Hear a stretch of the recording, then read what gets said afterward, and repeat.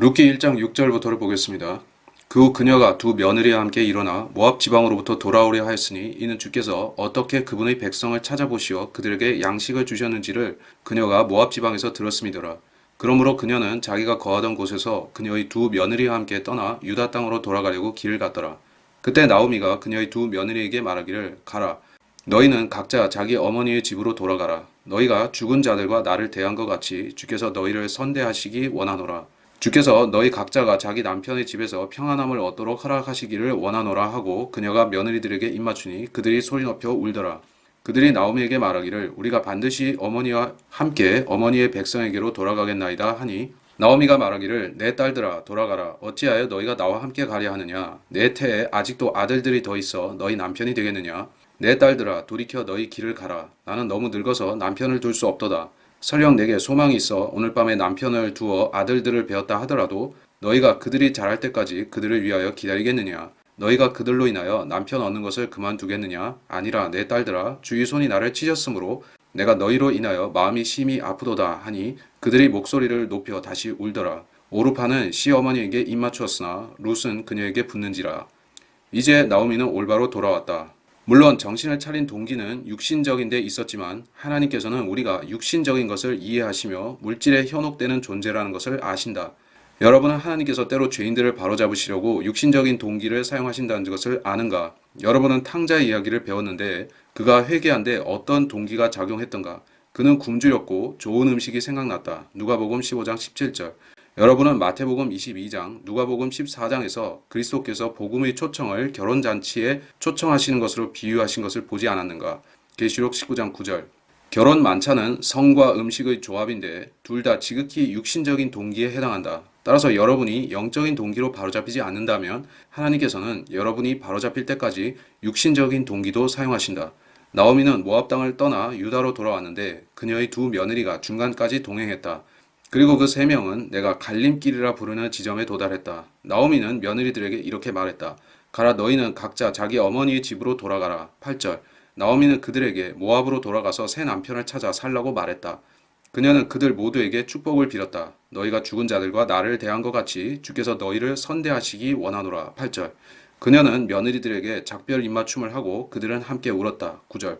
10절. 우리가 반드시 어머니와 함께 어머니의 백성에게로 돌아가겠나이다. 두 여인 모두 나오미와 함께 베들레헴으로 가겠다고 말했으나 진심으로 그렇게 말한 사람은 그중 한 명이었다. 이런 옛 속담이 있다. 비둘기 8마리가 담장 위에 앉아 있는데 그들 중 3마리가 날아가기로 결심했다. 조금 뒤 몇 마리가 남아있었을 것 같은가? 그 대답은 8마리 모두 남아있었다는 것이다. 여러분 이렇게 물을지 모른다. 날아간 그 비둘기들은 어떻게 된 겁니까? 나는 그 비둘기들이 날아갔다 하지 않았고 날아가기로 결심했다고 했다. 여러분은 결심하고서도 그 일을 하지 않을 수 있다. 나는 어떤 노인에게 이런 말을 한 적이 있다. 왜 구원받지 않으십니까? 그 노신사는 내게 말했다. 전 노력하고 있습니다, 목사님. 나는 말했다. 노력은 그만하고 실행하십시오. 여러분은 평생 노력하다가 지옥에 갈 수 있다. 이런 옛말이 있다. 지옥으로 향하는 길은 선한 의도들로 포장되어 있다. 여러분은 구원받고자 하는 생각들을 많이 갖고 있을 수 있지만 그 상태대로 머물다가 불못에 떨어질 수 있다. 나오미는 두 여인의 동기들을 시험해 보았고 그녀는 결혼을 시험 문제로 냈다. 9절에서 나오미는 그녀들에게 재혼하라고 말했고 그러자 그들이 다시 우리는 당신과 함께 가겠나이다 라고 말했다. 나오미가 다시 말했다. 내 태에 아직도 아들들이 더 있어 너희 남편이 되겠느냐. 11절. 이것은 단지 수사적인 말이 아니라 룻기에서 중요한 역할을 하는 모세 율법의 규정에 대해 언급한 것이다. 신명기 25장 5절. 형제들이 함께 거하는데 그중 한 명이 죽고 자식이 없으면 죽은 자의 아내는 나가서 타인에게 혼인하지 말 것이요 그녀의 남편의 형제가 그녀에게로 들어가서 그가 그녀를 아내로 삼아 그녀에게 남편의 형제된 의무를 이행할 것이니라. 이것은 친족 구속자의 법으로 알려져 있다. 하나님께서 어떤 유대인 가정에 주신 땅이 있으면 그 땅은 대대로 물려줘야 하는데 만일 그 집 남자가 죽었으나 자식이 없다면 남은 과부가 그 남자의 형제 혹은 가까운 친족과 재혼하여 자식을 낳아서 그 집의 대가 이어지고 그 집의 재산이 다른 집으로 넘어가지 않게 하는 법이었다. 그런 법은 율법 이전부터 있었고 여기 11절에서 나오미가 말하는 것 같은 일이 그 전에도 있었다. 유다의 장남 엘이 타말과 결혼했는데 하나님께서 그를 쳐서 자식 없이 죽게 하셨다. 유다의 차남 오나는 형사취수의 의무를 이행하지 않으려 하다가 그도 하나님께 죽임을 당했다. 유다의 남은 아들은 타말과 결혼하기엔 너무 어렵기에 그는 타말에게 아들이 성장할 때까지 기다리라 명했다. 창세기 38장 11절. 그 경우와 나오미가 다른 점은 나오미의 경우 자신의 며느리들에게 남편으로 줄 자식이 더 없고 아들을 더 낳을 가망도 없다는 것이었다. 만일 나오미가 바로 아들들을 낳는다 할지라도 그녀들은 최소 13년 이상 더 기다려야 했고 유대인 소녀는 13살에 바르 미츠바라는 성인식을 치른다. 그때가 되면 그녀들은 30대나 40대가 되었을 것이므로 그런 여인이 이제 막 솜털이 난 소년과 결혼할 수 있겠는가? 형제들, 성경은 여인들이 어떻게 생각하고 행하는지 대단한 계시를 보여준다. 남자들이 여자들에 대해 아는 것이라는 제목의 책이 한 권 있는데 여러분이 그 책을 열어보면 전부 백지인 것을 볼 수 있다. 여러분이 여자에 대해 진짜를 알고 싶다면 성경을 보라. 성경은 14가지 다른 타입의 여자들을 제시하고 있다. 1번 타국 여인 잠언 2장 16절, 2번 악한 여자 잠언 6장 24절, 3번 음탕한 여자 잠언 6장 26절, 4번 어리석은 여자 잠언 9장 13절, 5번 자애로운 여인 잠언 11장 16절, 6번 아름다운 여인 잠언 11장 22절, 7번 현명한 여인 잠언 14장 1절, 8번 다투는 여자 잠언 21장 9절, 9번 성내는 여자 잠언 21장 19절, 10번 다투기 좋아하는 여자 잠언 27장 15절, 11번 가늠하는 여인 잠언 30장 20절, 12번 불결한 여자 잠언 30장 23절, 13번 현숙한 여인 잠언 31장 10절 12장 4절, 14번 그리고 한 독특한 여인 훌륭한 여인 a great woman 열왕기하 4장 8절. 나오미가 오르파를 결혼 문제로 시험하자 오르파는 불운을 감지하고 물러섰다. 나오미는 보통의 여자들이 원하는 것이 무엇인지를 알고 있는데 그것은 결혼하고 자녀들을 낳는 것이다. 오르파는 나오미가 그녀에게 남편감을 줄 가망이 없음을 알고 집으로 돌아갔다. 메릴랜드에서 집회를 가졌을 때 나는 어떤 숙녀의 집에 초대받았다. 그녀는 40대로서 자녀가 셋이고 그 아이들은 모두 구원받은 상태였다. 난 그녀에게 말했다. 부군께서는 당신이 30살 될 때까지 결혼을 미뤘다고 내게 말했는데 당신은 어떻게 그렇게 오래 기다릴 수 있었습니까? 그녀는 매력적인 사람이었기에 다른 남편감을 구하는데 전혀 어려움이 없었을 것으로 보였기 때문이다. 그녀는 내게 말했다. 라크만 형제님, 저는 고등학교에 들어갔을 때 구원받았고 대학에 가서 몇 년 공부했습니다. 저는 학급 친구들이 18살밖에 되지 않았는데 급하게 결혼하는 모습들을 많이 봤습니다.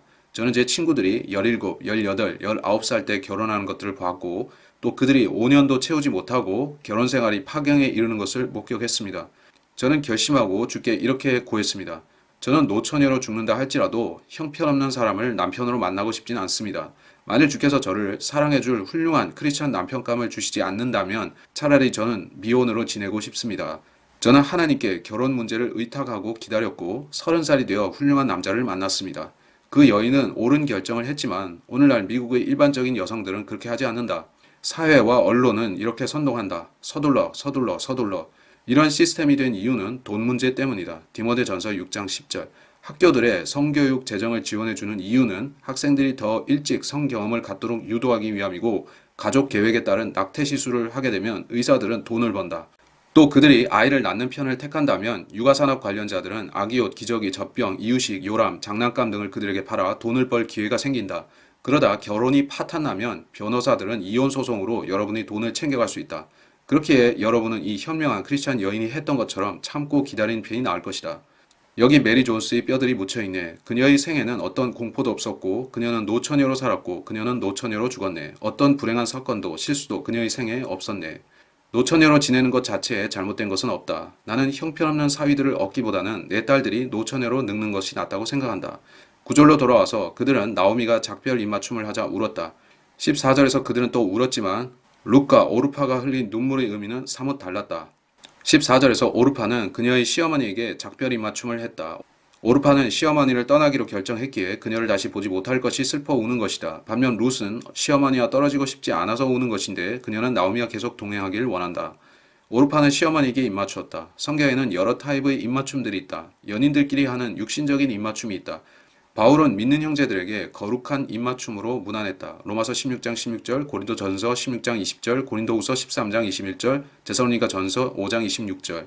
친척들끼리 하는 가족 간의 입맞춤이 있다. 그리고 이 땅의 왕들이 천년왕국에서 이 땅을 다스리시는 그리스도께 하는 복종의 입맞춤이 있다. 시편 2편 12절. 본문의 입맞춤은 유다가 겟세마네 동산에서 그리스도를 만나자 했던 위선적인 입맞춤과 같은 종류라 볼 수 있다. 즉 마음에 숨은 동기가 있는 입맞춤이다. 오르파는 악어의 눈물을 흘리지만 그 눈물에는 진정성이 없다. 그녀는 같이 가겠다고 말하면서도 마음속으로는 떠날 생각을 하고 있었다. 여러분은 오르파 같은 여인을 만나본 적이 있는가? 나는 있다. 나는 오르파를 안다. 오르파는 매년 15만 달러 이상 벌어다주는 남편이 있다. 오르파는 내셔널 지오그래픽, 월스트리트 저널, 포브스 같은 잡지들로 가득한 서재 속에 살며 트루 러브, 트루 로맨스, 트루 디텍티브 따위 이야기들에 파묻혀 있다. 그것이 오르파다. 여러분은 오르파를 만나보았는가? 그녀는 자유주의자들의 시간 낭비 헛소리인 성의, 위대한 갈릴리 어부, 가장 위대한 이야기 같은 이야기들을 읽는다.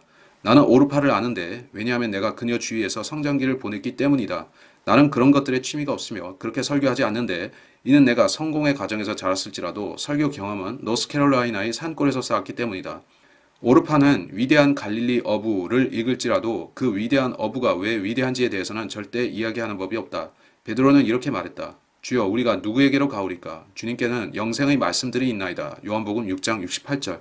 그녀는 성의, 더 로브를 읽으면서도 주의 겉옷단만이라도 만지기 위해 마태복음 14장 36절, 9장 20절 예수 그리스도께 가까이 나오지 않는다. 나는 오르파를 알고 있다. 매우 교양적이지만 세상 친구들만 갖고 있고 선행에 힘쓰지만 하나님을 만나면 바로 그분의 의를 도둑질하고 매너가 완벽하지만 목살을 흘겨보고 잘 웃고 쾌활하지만 남편을 줄로 맨 푸들 취급하는 여인 말이다. 그녀가 오르파다. 그녀는 식탁에 포크와 수저를 깔끔하게 잘 배열할 줄 알지만 차를 몰고 거리 설교자 옆을 지나갈 때는 그를 저주한다.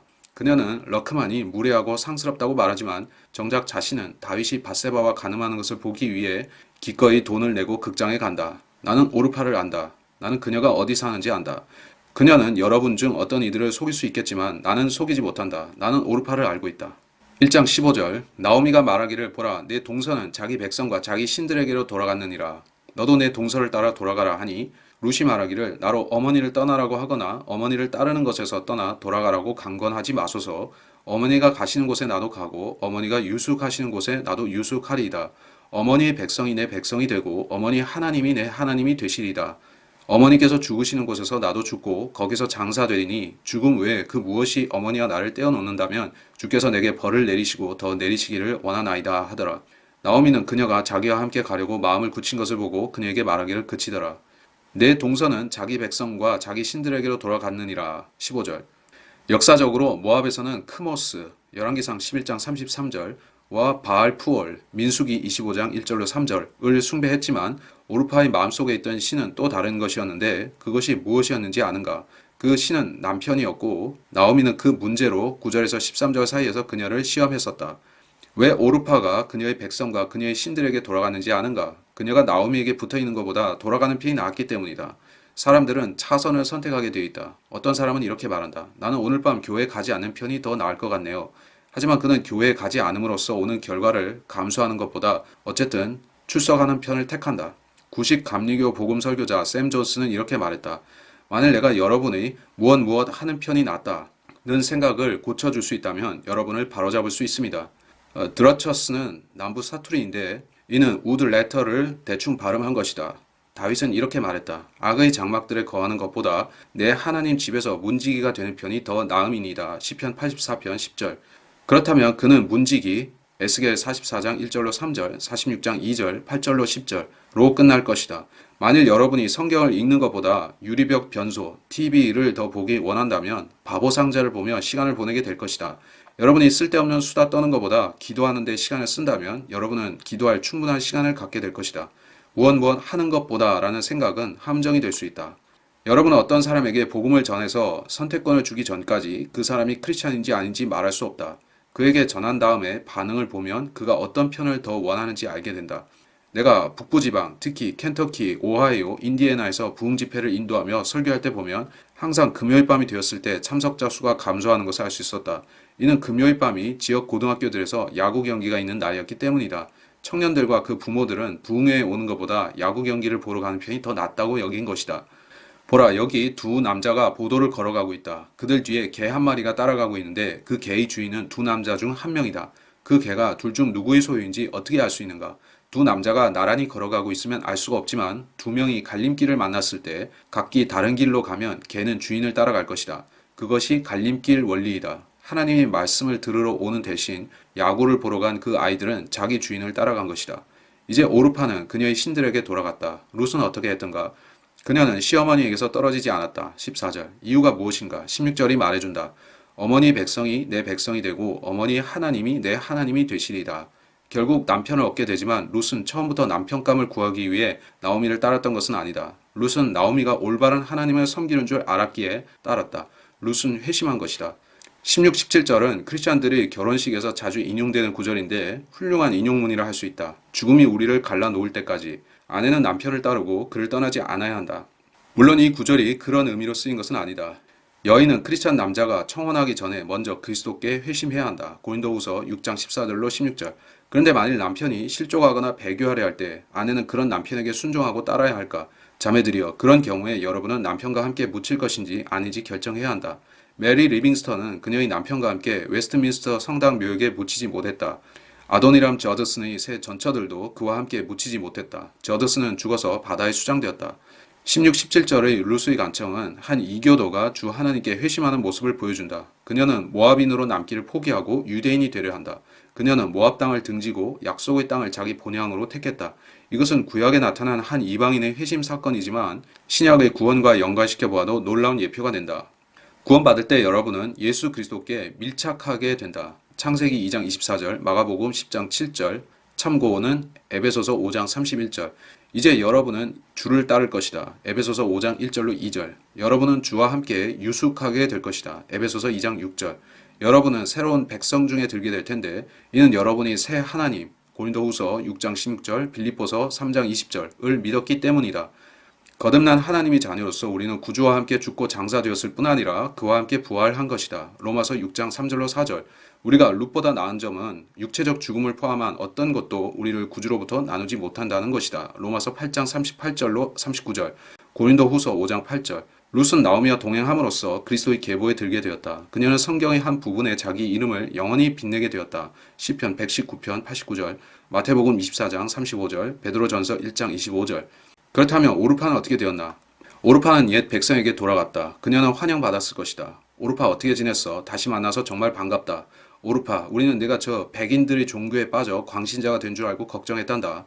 곧 댄스 파티가 열리는데 거기에 근사한 신랑감들이 많이 올 거야. 네가 제정신으로 돌아와서 정말 다행이야. 오르파는 돈 많은 신사와 재혼하지만 그들은 이혼했을지 모른다. 그녀는 다른 남자와 결혼하지만 다시 이혼한다. 세 번째로 그녀는 결혼하지만 또 이혼한다.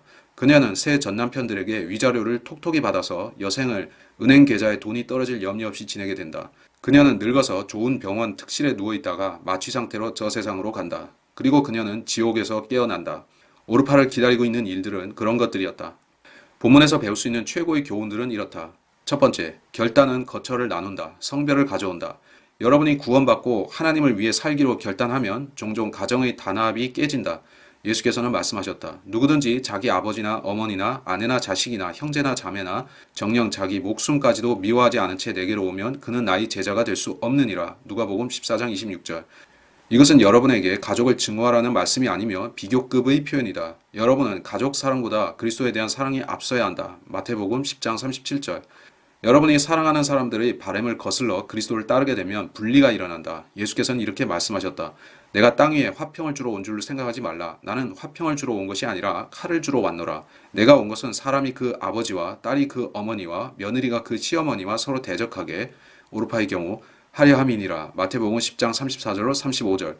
나는 구원받았을 때 내 부모님이 나를 가족이 아닌 이방인으로 취급하는 경험을 했다. 성경과 가족 가운데 하나를 선택해야 할 순간이 왔을 때 내게는 한 명의 형제와 두 명의 누이가 있었고 나는 그들과 의절할 수밖에 없는 상황이었다. 나는 여전히 그들을 사랑하고 물론 그들을 다 용서했다. 그러나 교제에 있어서는 나는 그들이 어려울 때 도와줄 수 없다. 왜 그런가? 그들이 잘못된 길로 갔고 나는 그들과 다른 길로 갔기 때문이다. 미국식 기독교의 문제는 그리스도를 어머니, 아버지, 아내, 자식들보다 우선시하라고 가르치지 않는 것이다. 두 번째, 여러분이 가장 사랑하는 대상이 여러분 일생의 모든 결정들을 좌우한다. 결국 여러분이 내리는 모든 결정은 언제 어디서나 여러분이 가장 사랑하는 것이 무엇인지에 따른다. 여러분이 사는 곳, 다니는 학교, 사귀는 사람들, 배우자, 옷 입는 취향, 즐겨 듣는 음악, 그 외 모든 것들을 결정하는 것이 그것이다. 여러분이 삶의 최우선을 무엇으로 놓느냐에 따라 인생의 방향이 달라진다. 이를테면 환풍기에 털뭉치를 집어넣으면 어찌 될까 같은 말이다. 잃어버린 죄인은 그래서 구원받기를 꺼린다. 그는 전능하신 하나님을 가장 사랑하지 않고 그분께 전심을 다할 수 없다. 크리스천들도 큰 시련을 겪어야 바로잡힐 수 있는데 구원받지 못한 사람들이야 어떻겠는가? 이 나라에는 월터 윌슨이라는 위대한 구령자가 있었는데 그는 의사였다. 윌슨 박사가 12살 정도였을 때 버팔로 빌 코디 서커스 기획자의 와일드 웨스트 쇼 공연을 도왔던 적이 있다. 그 서커스의 피날레는 버팔로 빌이 말을 타고 나와서 무릎으로 말등에 올라타고 자기 모자에서 떨어지는 물을 받아 마시는 것이었다. 월터 윌슨은 버팔로 빌에게 복음을 증거하고 그를 그리스도께 인도하고자 애썼다. 그러나 버팔로 빌은 전혀 받아들이지 않았다. 윌슨은 그에게 물었다. 코디 씨, 당신은 죽어서 하늘나라로 가고 싶지 않습니까?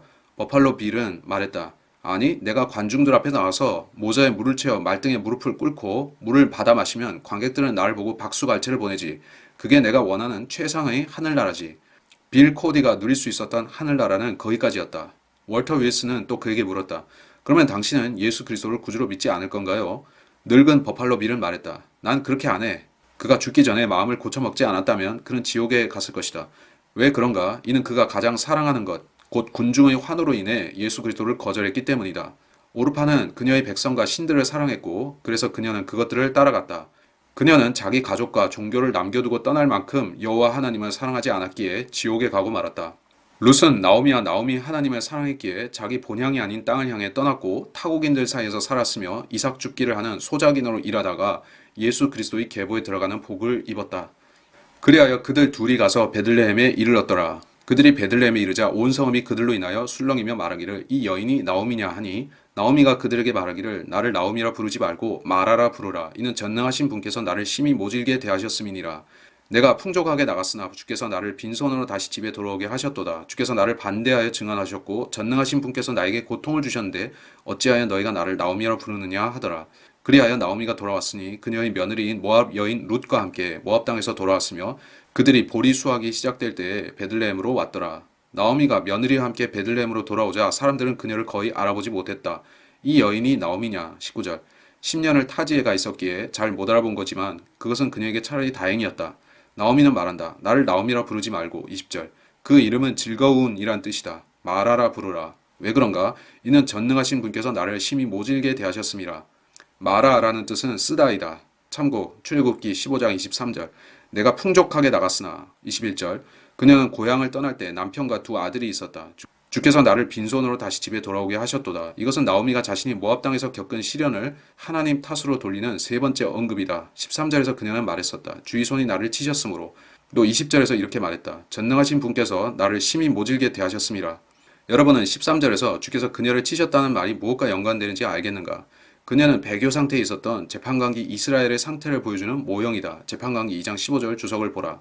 현대 미국 크리스천들은 주께서 자기 백성의 반역을 무작정 참아주신다고 생각하고 있다. 기독교 지도자들과 성경 교사들 가운데 친이스라엘 전천년주의를 믿는 인사들, 또 교회의 환란전 휴거를 믿는 사람들 가운데 하나님께서는 히틀러의 대학살과 아무 관련이 없으시다고 주장하는 경우가 있다. 정말 그런가? 하나님께서는 온갖 이방 민족들을 사용하셔서 이스라엘을 치도록 하셨고 그것이 재판관기의 주 내용이다. 주께서는 열왕기하 17장 3절, 이사야서 10장 5절로 6절에서 살마네세를 사용해서 그렇게 하셨다. 주께서는 느부칸네살을 쓰셨다. 예레미야 25장 9절. 주께서는 AD 70년에 티투스를 쓰셨다. 이사야서 5장 5절. 참고 마태복음 21장 33절로 41절.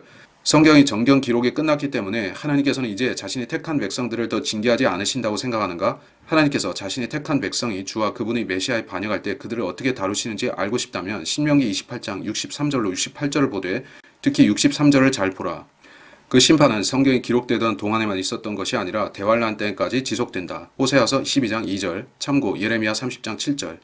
성경은 하나님께서 우리에게 나쁜 일이 일어나도록 허용하신다고 말씀한다. 예레미야 3장 38절, 욥기 2장 10절, 이사야서 45장 7절, 아모스서 3장 6절. 나쁜 일들이 하나님을 대적하는 어떤 악한 행위 때문에 올 수도 있고 아니면 욥의 경우처럼 그 사람의 성품을 고쳐놓기 위해 오는 경우도 있다. 그렇다면 사람은 악재들에도 하나님의 섭리가 개입되어 있다는 사실을 무시해서는 안 되는 것이다. 짐 엘리어트, 네이트 세인트 그리고 그 외 3명의 선교사들은 아우카 인디언들에게 살해되었다. 하나님께서는 그 선교사들의 순교를 계기 삼아 많은 사람들이 헌신의 결단을 하도록 이끄셨고 그 5명보다 훨씬 많은 선교사들을 사역지로 부르셨다. 무신론자들과 불가지론자들은 이런 일을 이해할 수 없고 그래서 그들은 하나님, 성경, 예수 그리스도를 거절한다. 그들은 자기들의 제한된 지각으로 주의 일을 판단한다. 형제들, 성경에 의하면 하나님께서는 기근, 가뭄, 홍수, 전염병, 자연재해들, 허리케인, 토네이도, 지진, 산불, 화산 폭발, 뇌우 등을 가져오시는 분이다. 내 말을 믿을 수 없는가? 아모스서 4장 6절 11절을 보라. 더 이상 올빼미처럼 눈 감고 진실을 외면하지 말라. 성경을 펴서 그 본문을 읽어보라.